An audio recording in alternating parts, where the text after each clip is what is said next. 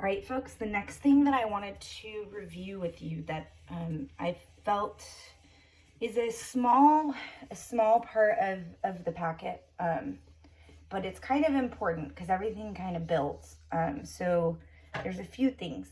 So remember, when you have, the first thing I want to remind you of is taking your mixed number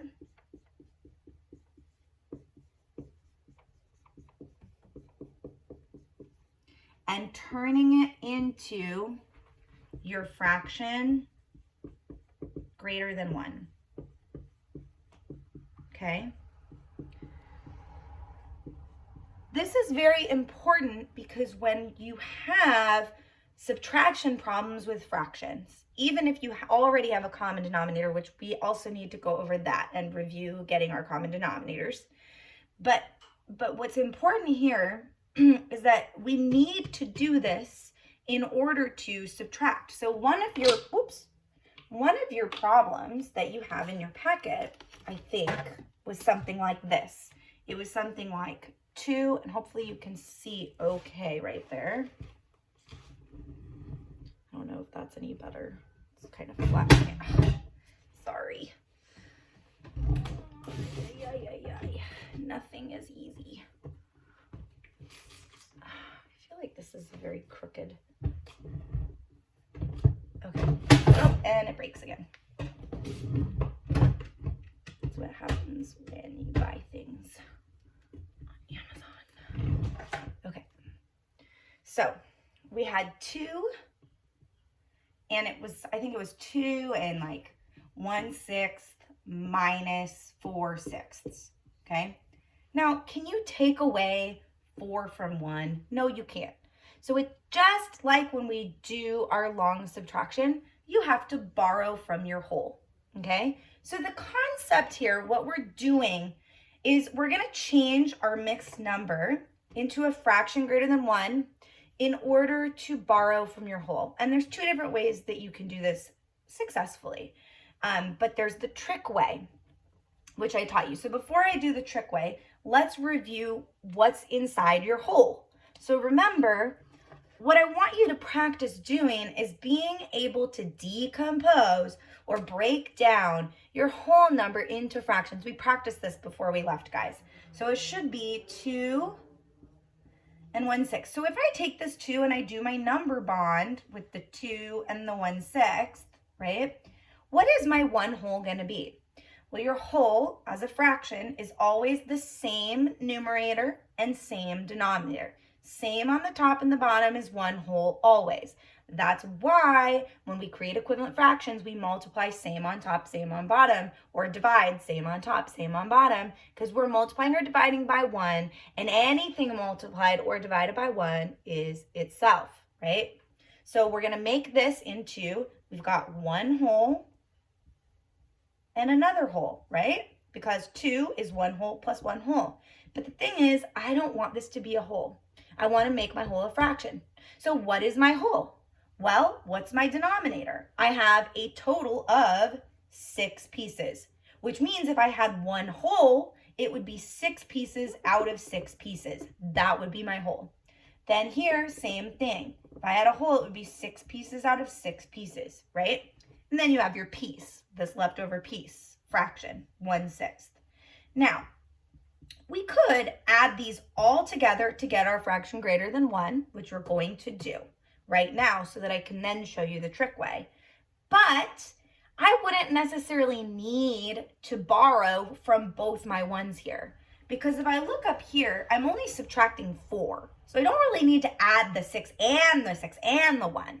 I could really just combine these 2, and I could leave this one as 1 whole.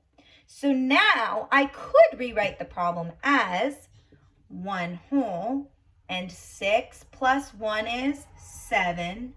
My denominator stays the same. So now I have 1 whole and 7/6 minus 4/6. And then I can subtract because I can now do 7 minus 4. 7 minus 4. 4, 5, 6, 7. That's 3/6. Now, I would not be done, and then you carry your 1 over. Don't forget that you still have that 1 whole over there. So it would be 1 3/6. I would not be done because I still have to, everybody,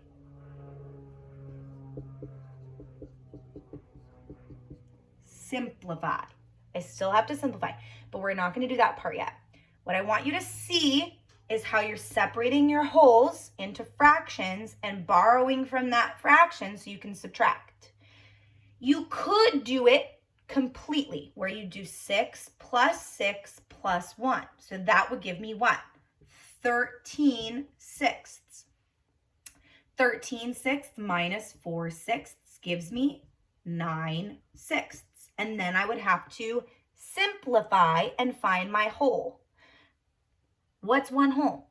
One whole is 6 6. So 9 6 is the same as 6 6 plus 3 sixths. See that? So this would really be 1 whole and 3 sixths, which we already found right here, and we would get the same answer. Does that make sense? Hopefully. So those are 2 ways to do it. Now for the secret, the easy way, right, that I showed you guys before we left. So I want you to get this, though. I want you to do the number bonds, break down your wholes, break down your pieces, because it's really important you guys understand what we're doing here. But here's the easy way to make your fraction, your mixed number, into a fraction greater than 1. Now, if I have 2 and 1 sixth, remember the rule or the cheat was this.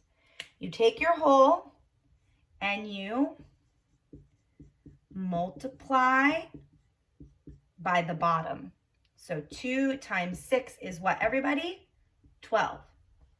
And then you add your top. So you multiply by the denominator, and then you add your numerator. So what is 12 plus 1? 12 plus 1 is 13 over 6.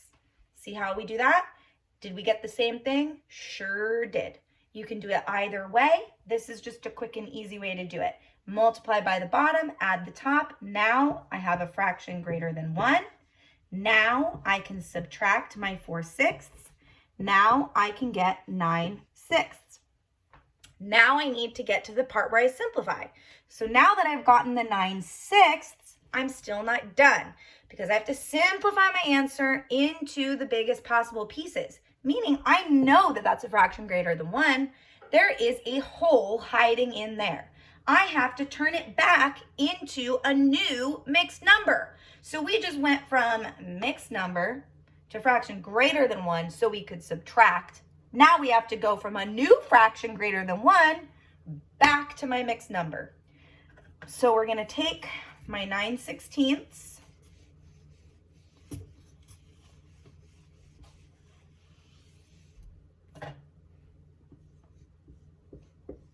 and I need to, not 9/16, 9/6. And I have to think, how many wholes are in there? Well, 1 whole is going to be 6 sixths. And 6 sixths plus how many sixths gives me 9 sixths. 6 plus 3 gives me 9. So really, this 6 sixths is my 1 whole. Bring down the 3 sixths, and we get that answer again, which is 1 whole and 3 sixths. You got to find your whole first. If my whole is 6 sixths, how far away am I from my total pieces, which is 9 sixths, and that's my piece. Make sense? But we're still not done.